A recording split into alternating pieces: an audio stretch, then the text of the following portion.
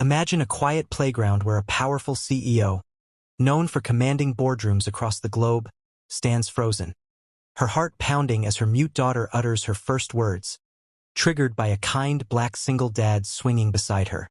This isn't just a heartwarming moment.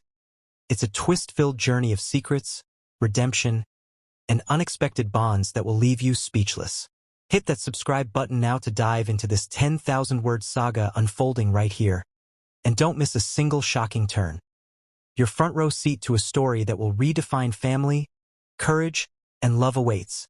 In the crisp autumn air of a small suburban town just outside Chicago, where the leaves painted the ground in fiery hues, Eleanor Grayson, a formidable CEO of Grayson Enterprises, a multinational tech giant, decided to take her 7-year-old daughter, Lily, to the local playground. Eleanor was a woman of steel, tall, with sharp cheekbones and piercing blue eyes that could silence a room of executives with a single glance. Her life was a whirlwind of mergers, acquisitions, and late-night strategy sessions. But today, she sought a rare escape. Lily, however, was different.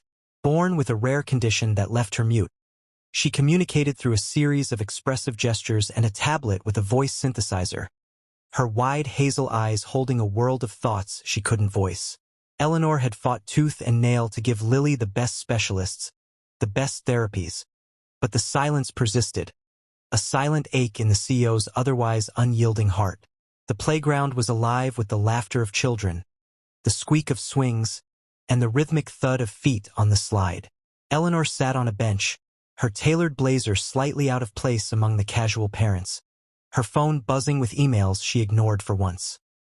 Lily, dressed in a soft purple coat, wandered toward the swings, her small hands gripping the chains as she rocked gently, her face a mask of concentration.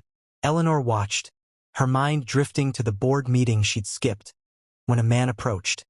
He was tall, with a warm smile and skin the color of rich mahogany, carrying a toddler on his hip and pushing a slightly older boy on the swing next to Lily.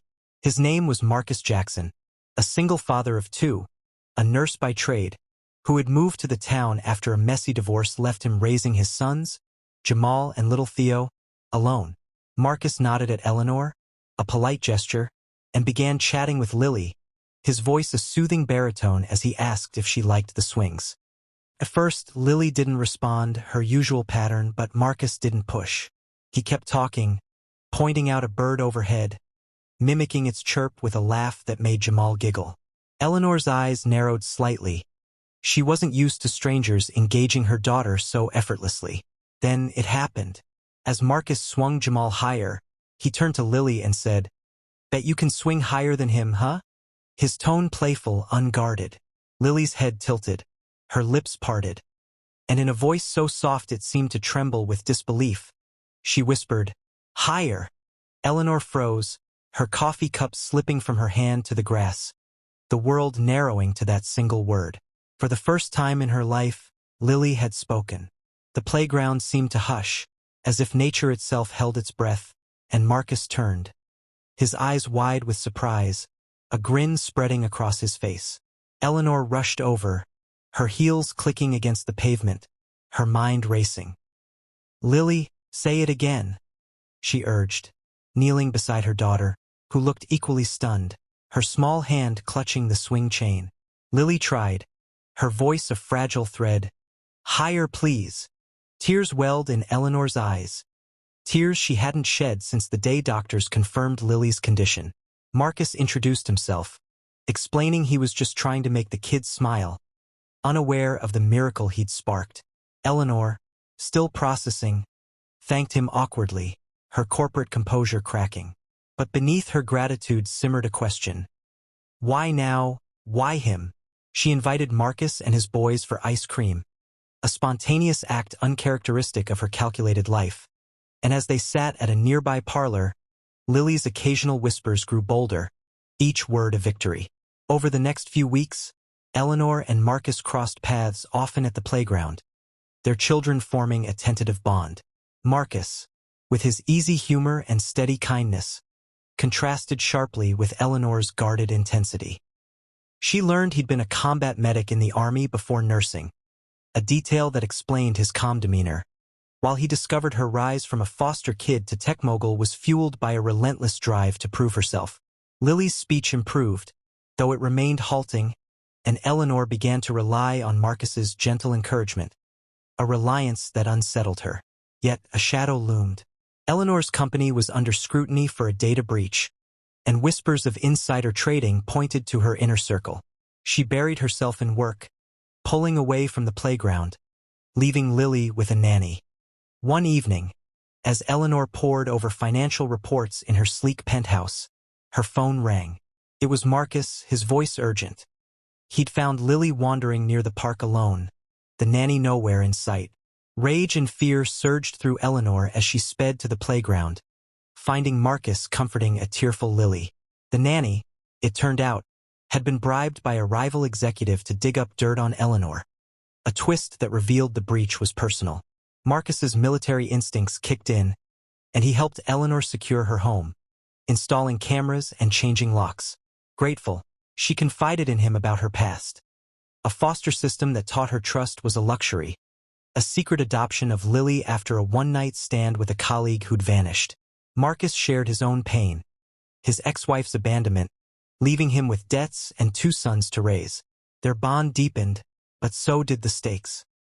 The rival executive, a cunning woman named Vanessa Holt, escalated her attack, leaking fabricated emails suggesting Eleanor had orchestrated the breach to short her own stock. The media frenzy was brutal, and Eleanor faced a boardroom coup. Lily's progress stalled under the stress, her words fading again, and Eleanor blamed herself. Marcus, however, stood by her, bringing his sons to cheer Lily up, their laughter a balm. One night, during a storm, Vanessa confronted Eleanor at her office, admitting she'd planted evidence but demanding a payoff to stop.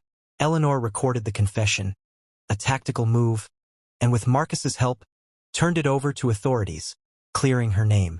The board reinstated her, but the victory felt hollow without Lily's voice.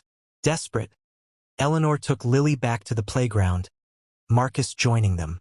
As Jamal and Theo played, Marcus sat with Lily, telling her a story about a brave soldier who found her voice in battle. Lily listened, her eyes bright, and suddenly said, "Brave! Like me." Eleanor's heart soared, but the moment shattered when a man approached. Lily's biological father, Daniel, who tracked her down after seeing the news. He claimed rights, threatening a custody battle, his presence a gut punch to Eleanor's fragile peace. Daniel was a charmer, once her equal at Grayson Enterprises, but his gambling addiction had driven him away. Marcus stepped in, his military bearing intimidating, and Daniel backed off, promising to return with lawyers. The custody threat loomed, but it uncovered a twist. Daniel's signature on Lily's adoption papers was forged, a fact Eleanor's legal team confirmed. The forger, Vanessa, seeking leverage. With this evidence, Eleanor countersued, and Vanessa faced jail time, her empire crumbling. Lily's speech returned fully, her first full sentence to Marcus.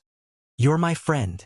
Eleanor, moved, proposed a partnership with Marcus to start a foundation for children with speech disorders, blending his nursing expertise with her resources.